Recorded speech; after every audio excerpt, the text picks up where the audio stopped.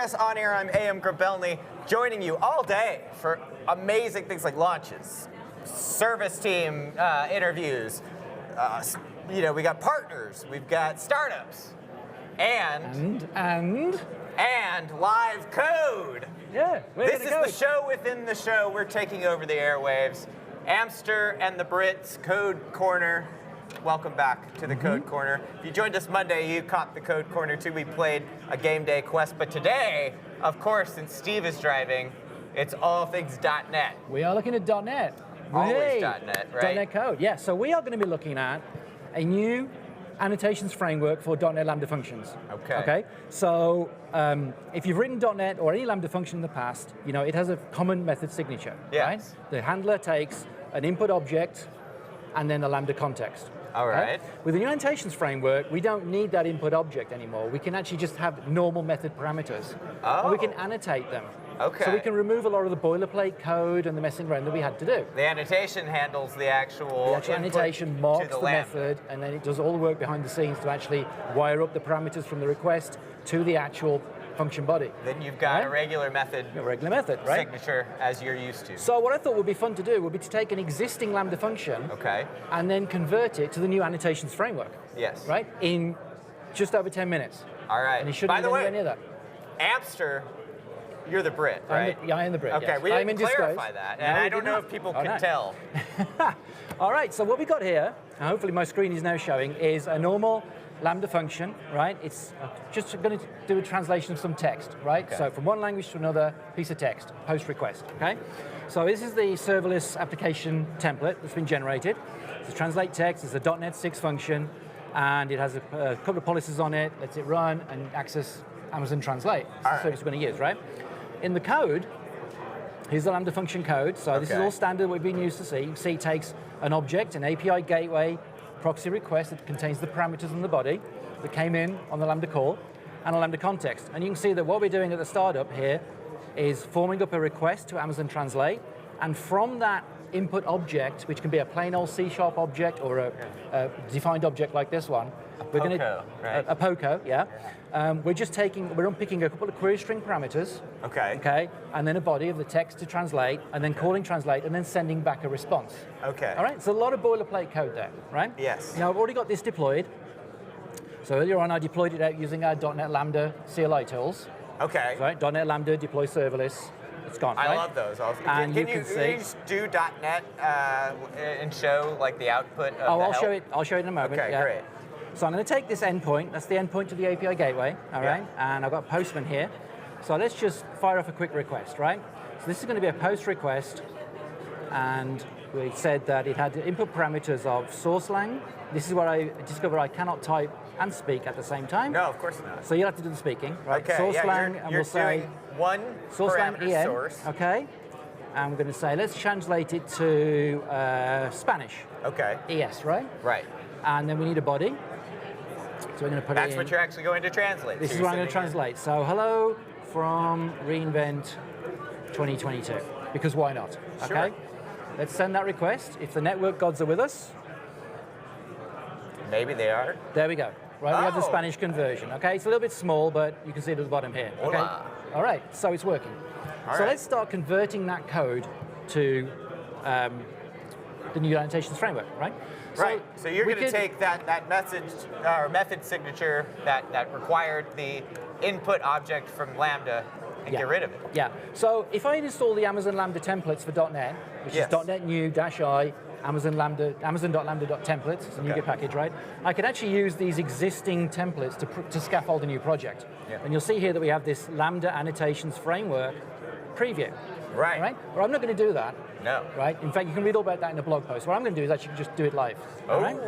So we're going to go back to VS Code. And what we're going to do first is, actually, I'm going to go back to my console because why not?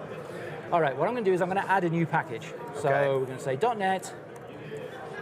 Now I should add, this is .NET. This is a pre-release framework. Okay. So we're going to call Amazon.lambda.annotations. Just clarifying too, as you're typing, and to really or failing to type, mess with your mind. Annotations. This is just a standard feature of the .NET framework. .NET has had attributed or annotated or attributed code since 20 years ago. Yeah, a long time. Very long time. So this is a natural way of coding. We use it today with Entity Framework to mark up data classes, etc. So this is a familiar way of coding. Right, and behind the scenes, you can keep typing, I'll talk.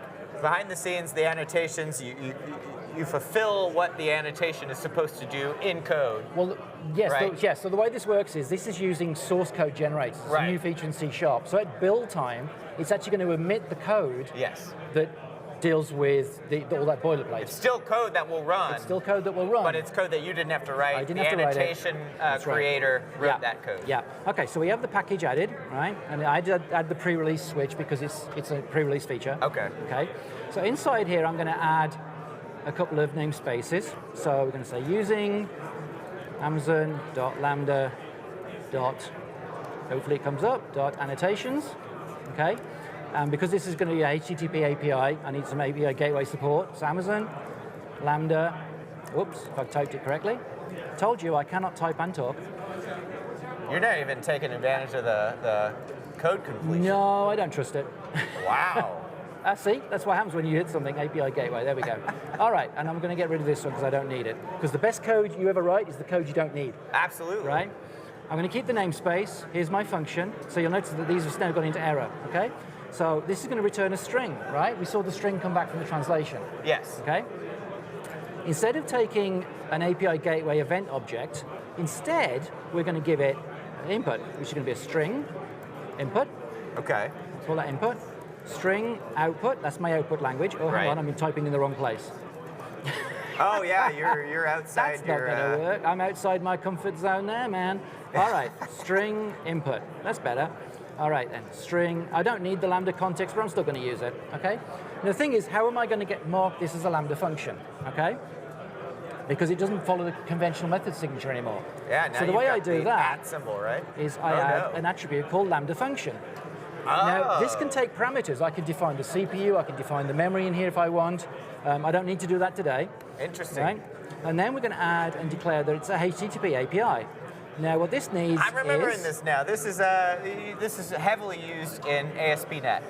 Yes. When you mark up and annotate your routes. Yes. Okay. Correct. And this can take a REST API path as well, and it will map the parameters to the inputs. Annotations exist in a lot of languages. Yes. In Python, for example, it's an @ symbol. I think Java, it's an @ symbol. So So I remember seeing this now. Right? Okay. So we're not using a REST API path here, right? We're just using query parameters and a body. Yeah. So what I'm going to do is another attribute on this. I'm going to say this comes from the query. Oh. All right? And I'm going to do the same thing with the output. From query. This is actually looking more like ASP.NET. Right. Now I need one more parameter, and that's the body text, right? To convert string. So we'll call this body text, right? So your input is what language it is. Your output is what language you're translating to. All right. So that now maps those parameters to the incoming request automatically, right?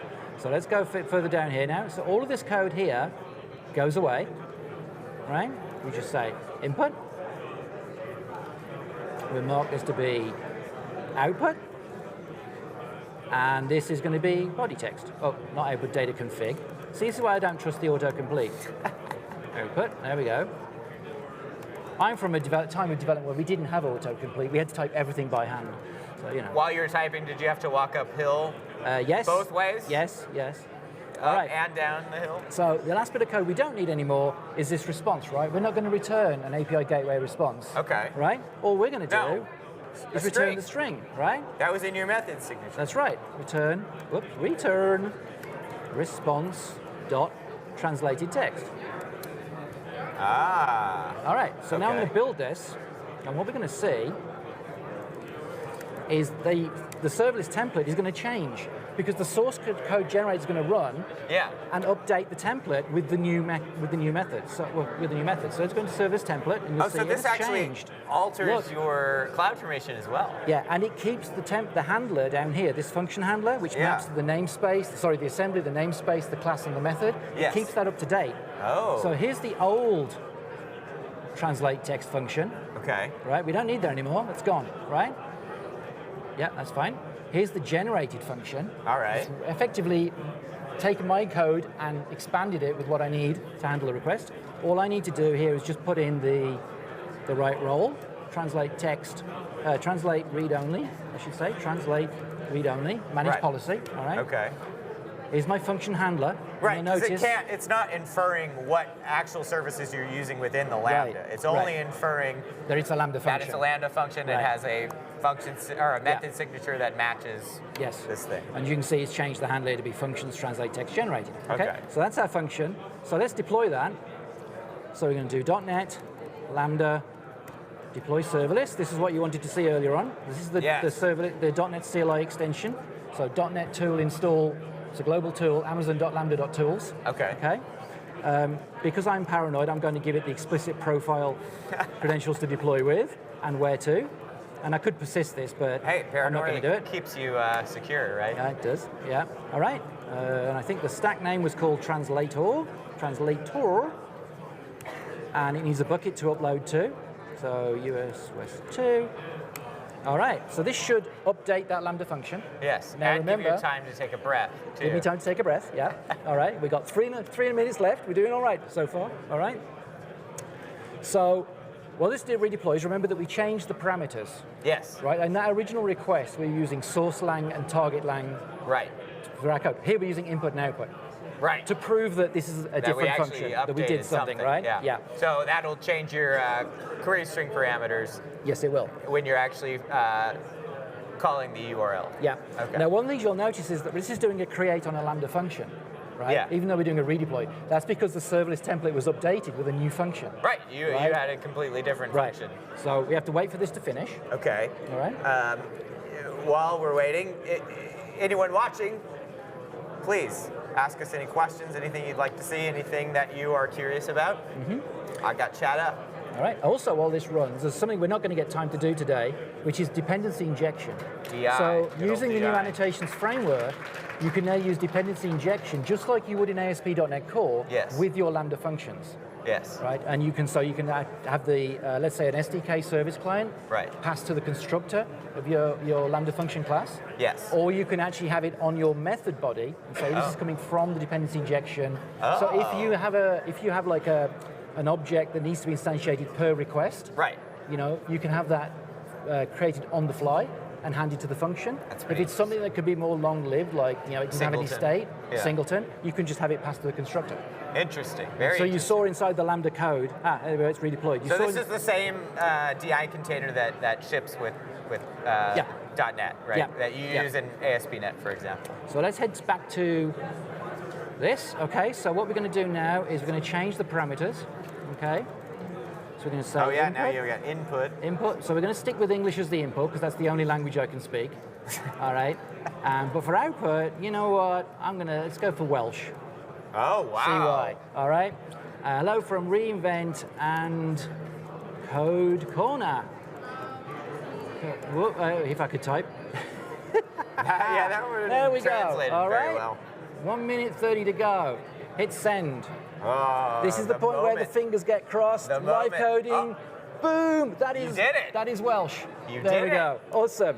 I'm not even going to attempt to translate to speak it, although I could once upon a time. But yeah, so that is the new annotations framework.